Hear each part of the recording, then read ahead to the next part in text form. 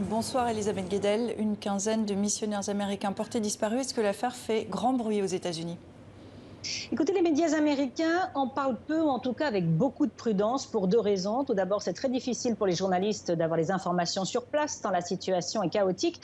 Et puis parce que le département d'État américain est plutôt silencieux, très peu d'informations. Il a juste fait savoir que cette affaire d'enlèvement était en tête des priorités. En fait, l'administration Biden est en train de négocier ou va négocier avec les ravisseurs s'ils ont été identifiés. On sait que l'équipe de négociateurs du FBI est arrivée à Port-au-Prince. Peut-être qu'à terme, il faudra envoyer une mission d'élite pour effectuer la récupération des otages. Mission très délicate. Donc, on comprend pourquoi il y a très peu d'informations en provenance pour le moment du département d'État. Et puis, il faut rappeler que le gouvernement américain avait appelé les Américains au mois d'août à ne surtout pas aller à Haïti en raison justement de ces risques d'enlèvement.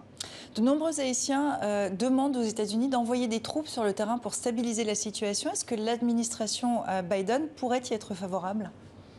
Pour le moment encore, beaucoup de prudence. On sait que depuis l'assassinat du président haïtien Jovenel Moïse en juillet, il y a eu ces voix de la part d'Haïtiens pour appeler à un renfort militaire de la part des États-Unis. On sait que l'administration américaine a envoyé quelques troupes, quelques équipes en tout cas sur place, surtout depuis le dernier tremblement de terre.